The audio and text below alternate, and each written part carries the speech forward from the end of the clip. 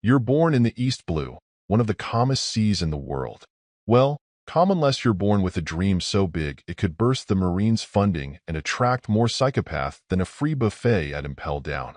From the moment you pop into existence, life wastes no time throwing curveballs. For starters, your dad, one of the most dangerous men in the world, isn't around for some classic, hey, sport moments. Your mom? We'll never know. And your grandpa? Oh, you'd think he'd give you warm hugs and pocket change for snacks, right? Wrong. He throws you into jungles full of blood-hungry beasts, ties you to balloons, drops you off cliffs, you name it. His idea of love is literally punching the weakness out of you. Thanks, old man. Really feeling the family bond. Oh, and just when you think you can enjoy a semi-normal childhood of being thrown into survival pits, you eat the one meal that's going to ruin eating forever. A devil fruit.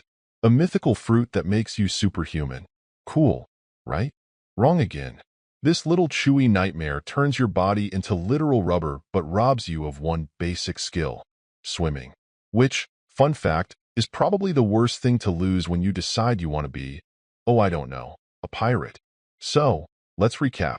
You're sinking proof on land, sink-born at sea, and throwing hands with luck stronger than Kaido's liver. Welcome to your life, Luffy. Congratulations. You're now a kid. But let's not get carried away thinking things are any easier. Your grandpa dumps you on a mountain with bandits because pirates are bad for you. Spoken like someone working for the government who recruited pirates to do his dirty work. Smooth logic, Gramps. Sure, the mountain bandits bite less than actual wolves, but now you're eating scraps, fighting over rice bowls, and barely surviving daily cliff diving drills like their gym class. Oh, and don't forget trying not to die from your head, accidentally bouncing 30 feet into a tree courtesy of your rubber skull. Luckily, you meet two other kids.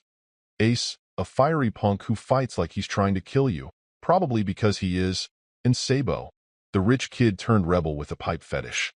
They become your brothers, and together, you share big dreams, freedom, adventure, One Piece, cute, right? Except it comes paired with severe emotional trauma when one of them, oh hi, Sabo, gets exploded, and Ace grows cold toward you because, well, grief is tough when you're emotionally constipated teenagers. Finally, you grow up enough to paddle, no, shove, a tiny boat into the Grand Line yelling to anyone watching. I'm gonna be king of the pirates. The naivety.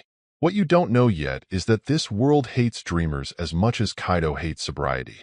As you sail off with nothing but a straw hat, a gift from a way cooler pirate, and the battle IQ of a 6-year-old, the world is already plotting your death. You'll break every law imaginable in the next 5 years, and that's not even the worst part. Every dream-squashing tyrant hears about you. Let me introduce you to some of the main characters and why it sucks to be you. There's Buggy, a literal clown wannabe pirate who can cut himself into pieces, who somehow becomes your recurring headache. There's Captain Smoker, a guy made of literal smoke, good luck, punching mist, and Crocodile, who's running a secret crime syndicate that would love to throw you into a sandpit for eternity. Oh, and we can't forget the Marine Admirals, each more OP than the last, or every government soldier who wants either your head or your arrest bounty payout. Your wardrobe? A red vest, sandals, and pants. Your mode of transport? A broken ship that takes 8 episodes to turn left. But hey, you've got your straw hat, unless another goon grabs it.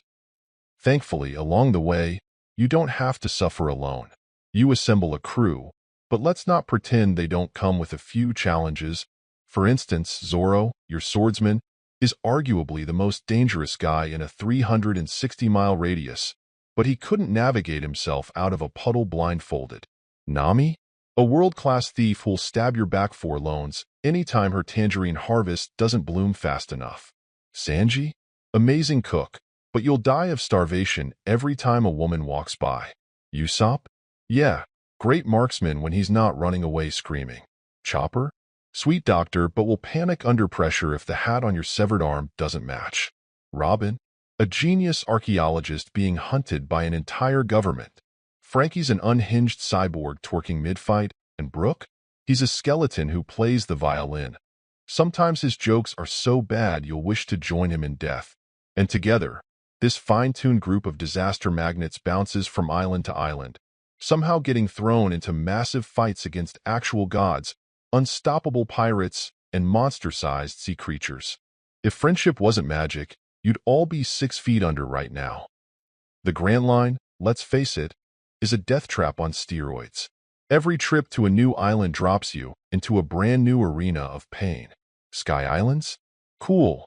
Except you almost become roadkill under a literal lightning god. An island literally made of zombies? Why not? Hope you like getting thrown into a creepy mansion just to duke it out with an undead giraffe sword wielder. Great idea, Oda. Water 7? Expect your ship to fall apart while a lunatic pigeon user breaks every bone in your body during a rooftop free-for-all.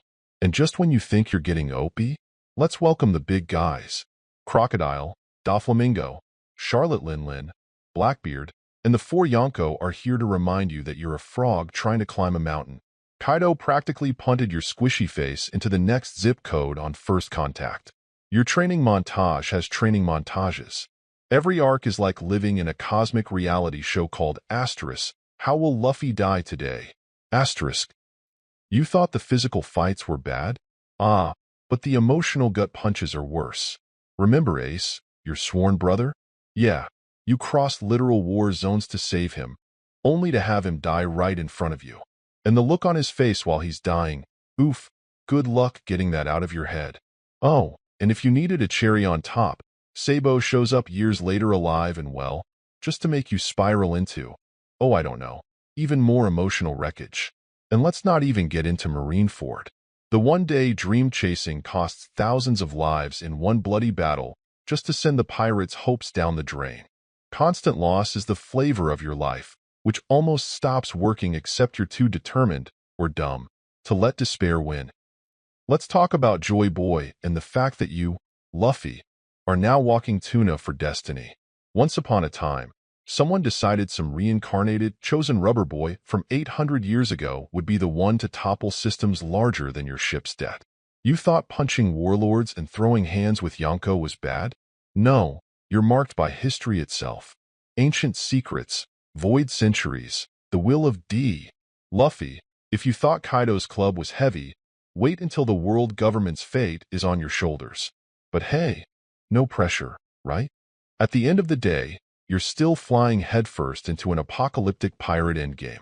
You don't care about fame, riches, or heavy treasure, but finding One Piece means toppling empires, getting beaten to near-death daily, feeding your far too large crew, and literally rewriting history.